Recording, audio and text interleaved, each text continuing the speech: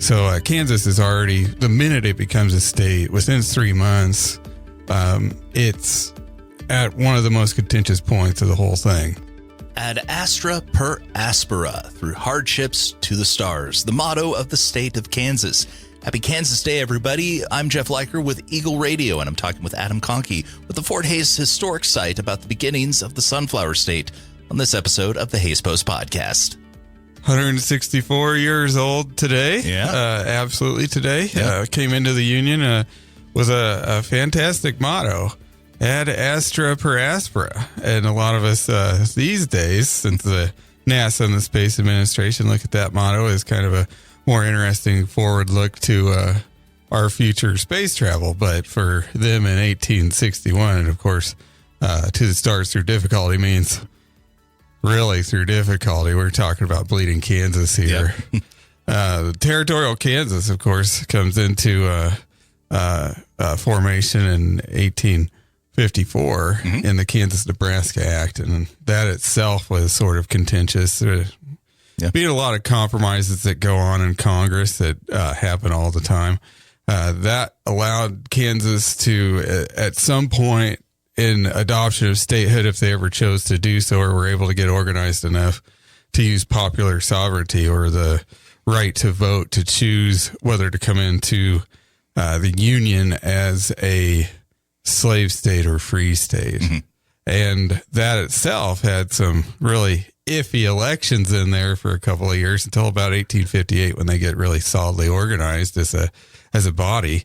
Our fifth governor by 57, early 58, James Denver becomes a figure. Mm-hmm.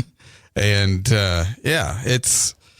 it's a contentious time period. You've got people that are coming over to steal an election. Yeah. We've never seen anything like that happen really before. Mm-hmm. Well, in this country we had. You can look at the county histories as well and see some people stealing log books and legislator books to form counties. Kansas is rife with stolen elections. 1860s, 1850s are a real tough time to live through. And of course, by the time we get to the Civil War, the whole contention of the issue being slavery itself. And Kansas is, if I remember correctly, the powder keg that basically ignites. Yes, absolutely. And especially with the figure, John Brown. Yep. Who manages to get himself and 22 other followers in some hot water when they decide to attack Harper's Ferry. He does try to get Harriet Tubman involved in that. Mm-hmm. She is ill at the time and does not take part in it. Frederick Douglass was also recruited to take part in it. He said, well, that's a suicide mission. I'm not going to do that. I'm not going to become part of that. Well, at least 10 of the members are killed, including John Brown's son. And in the outright seizure of the arsenal. The arsenal is meant to the attack on the arsenal is meant to take weaponry from a federal building, right, and distribute that to slaves in Northern Virginia and create a slave war, which is basically a riot, some revolt, uprising. Uprising, all those words, and that is something that the Southern plantations are more worried about as time goes on. Nat Turner being another big one, and as far as slave revolts go, they're worried about the next big one happening. And of course, before that ever occurs, John Brown is executed for treason. He was the first one executed for treason in this country. And then we have the Civil War touch off as the southern states decide to secede from the Union. War kicks off in April of 61. Kansas becomes a state in January of 61. So let's talk about how Kansas becomes a state. Okay. Without the some of the southern states in there anymore, all of a sudden we have a freed up Senate and House able to, with more northerly ambitions, give Kansas its statehood. If there hadn't been secession, the slavery being the point of contention on this, Kansas might not have become a state until about the time Nebraska did. We're talking about 1867 or so. Right. So, well after the time it probably should have been. And during the Civil War, Kansas has a number of problems. A lot of the federal troops that are stationed here are moved out of the western areas and into Missouri to occupy parts of the southern part of Missouri. Missouri itself, right along the river. Right. Yeah. All, pretty much all over. They go down and they fight in our Arkansas territory, or well, not territory, but the state at that point, the Confederate state of Arkansas, which was one of the last states to leave the Union. Some of these states leave the Union after the war even started. Virginia leaves just before, or like April 17th of 61. War starts about the 26th, officially. Right. So all of these things are happening all at once. Nobody really knows where this is going to go. The three northern states of the Confederacy, Virginia, Tennessee, and Arkansas, all leave just about the beginning of the war. So it looks even more devastating than what it could have been. And then, of course, parts of Kentucky and Missouri are also problems as well, where they try to secede but do not have the exact numbers to do that. So Kansas is already, the minute it becomes a state, within 3 months, it's at one of the most contentious points of the whole thing.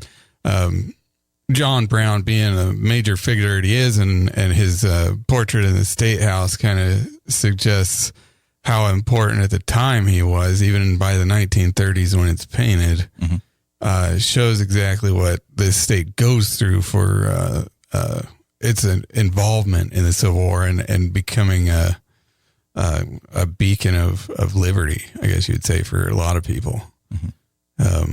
And the Civil War being as contentious as it was, we're sort of lucky that we're able to develop as a state into what we have today. And let's talk post Civil War here a little bit here. Sure. What after the guns, the sound of the guns die down and things like that, and things go back to, I guess, as close to normal as you can possibly get after such a bloody and contentious event. What is in store for Kansas post Civil War? What is in store for Kansas post Civil War is a migration from the East. A lot of the people that have been through the war and also some immigration from Europe and some other countries are really filling in the voids of Kansas territory and becoming, well, territory as far as land ownership. They're starting to organize counties. They're starting to plot townships and organize communities. A lot of them are of the same backgrounds. Some of them are native to the country, as we would, not Native Americans, but nativist movement, more of New Englanders, such as John Brown was.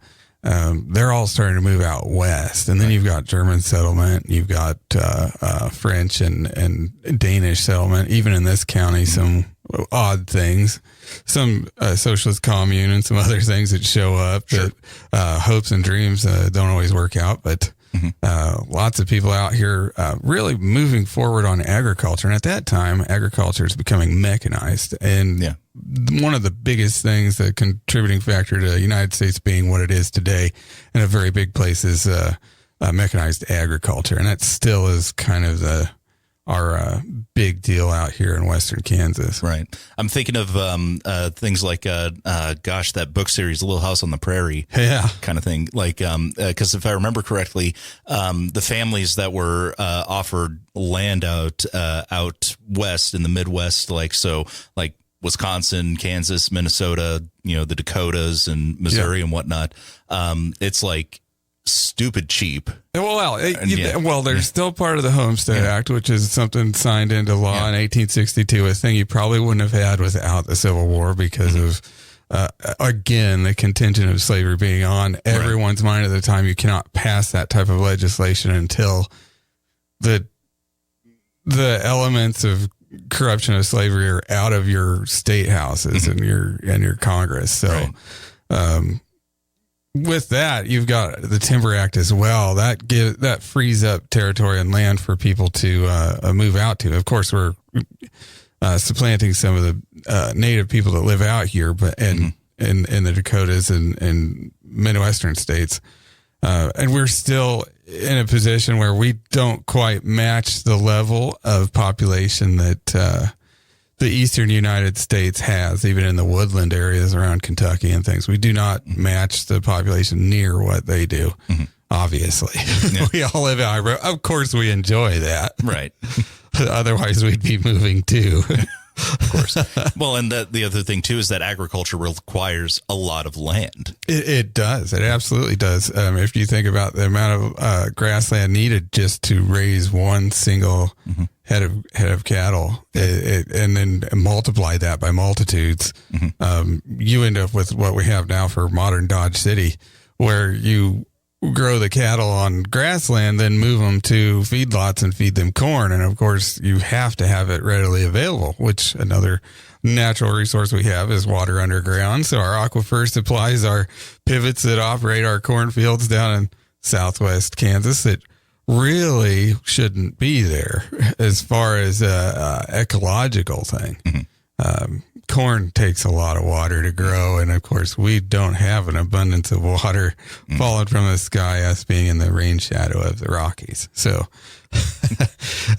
but we found a way to make it work, and of course we are one of the richest cattle states there is in the country. Yeah. That should be our other state motto. We found a way to make it work. It'd be a great state motto. Yeah. Yeah, ad astra per aspera.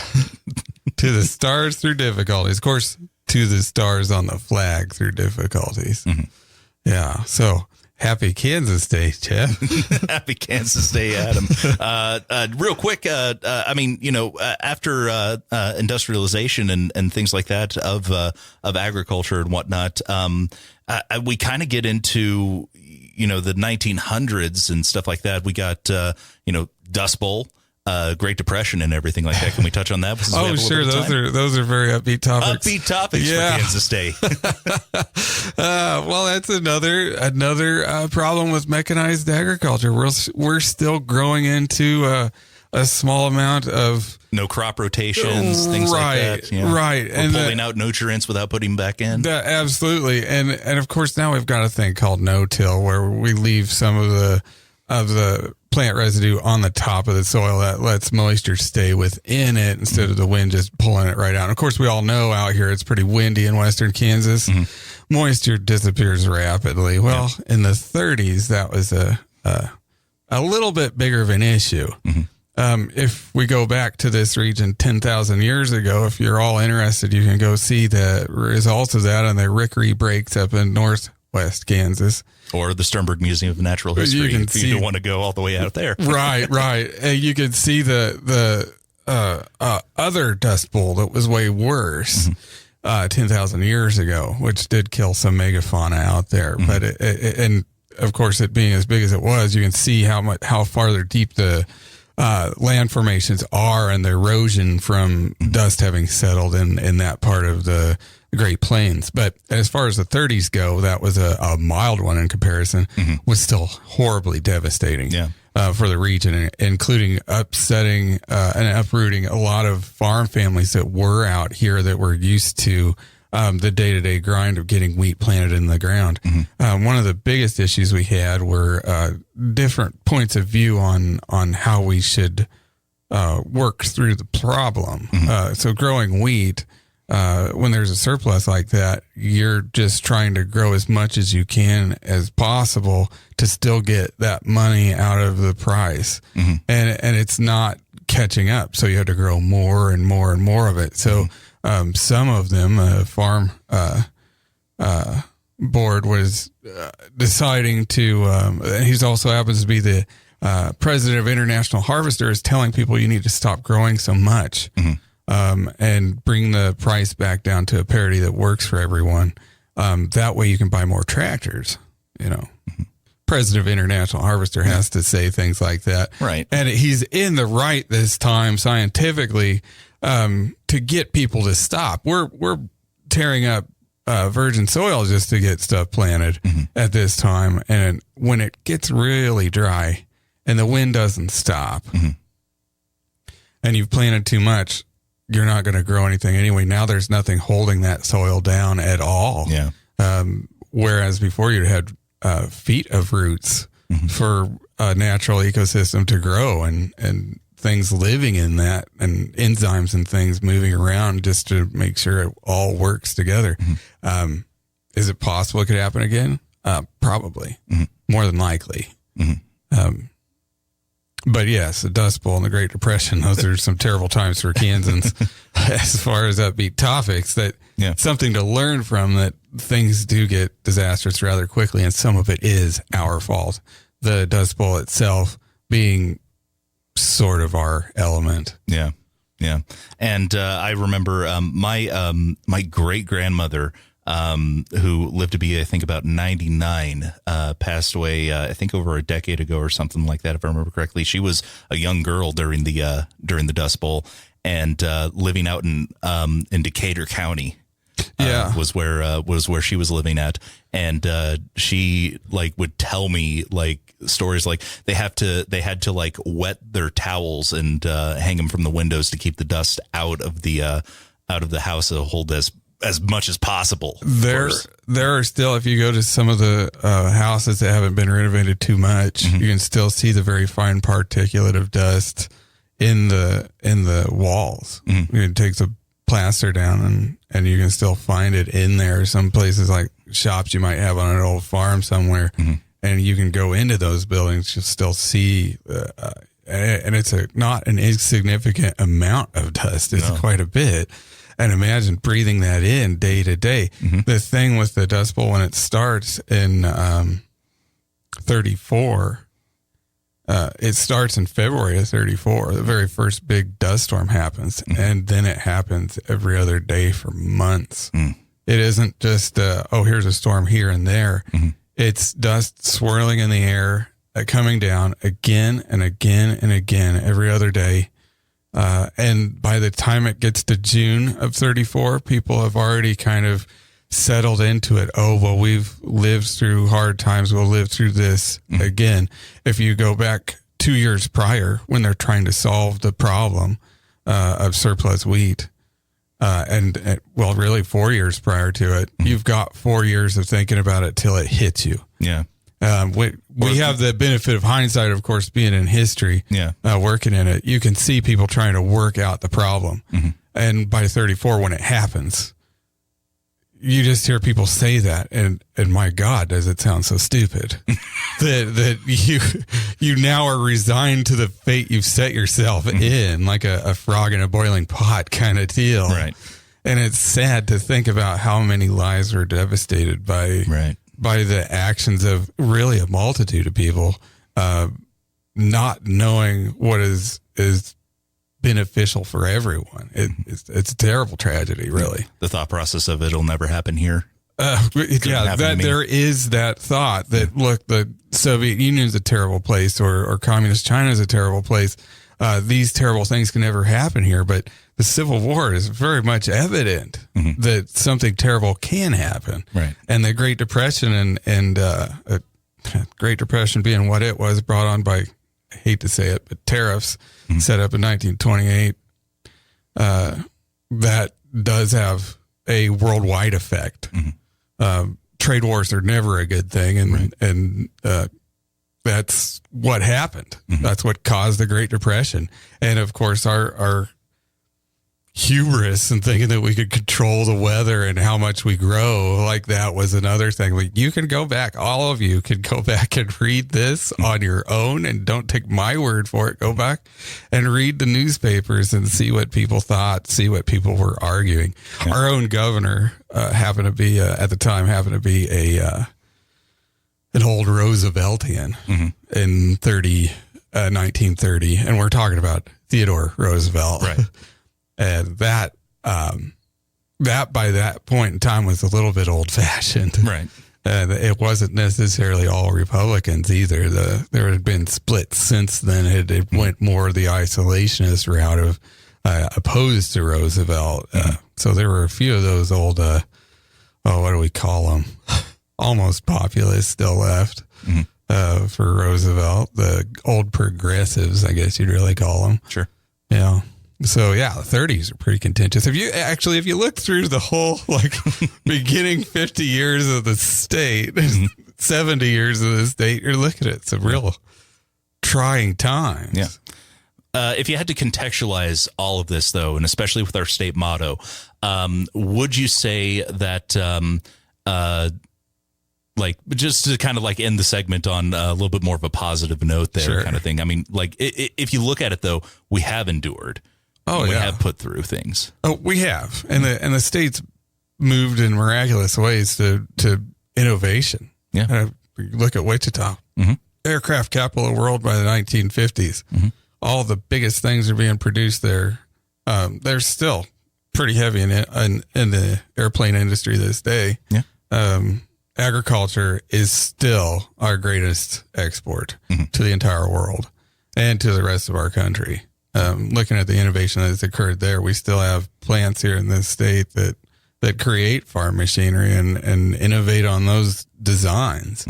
And try to move forward on things that are miles above what anybody had with an old Farmall tractor in the 1930s. That could only do so many acres a day, but still better than a team of horses. Yeah, and they're air conditioned now too. Yeah, yes, absolutely. You can stay out of the dust in there as well. Climate controlled cab. Yeah. So through it all, Kansas endures. Yep, it sure does. It sure does, and it will forever, as far as we can tell.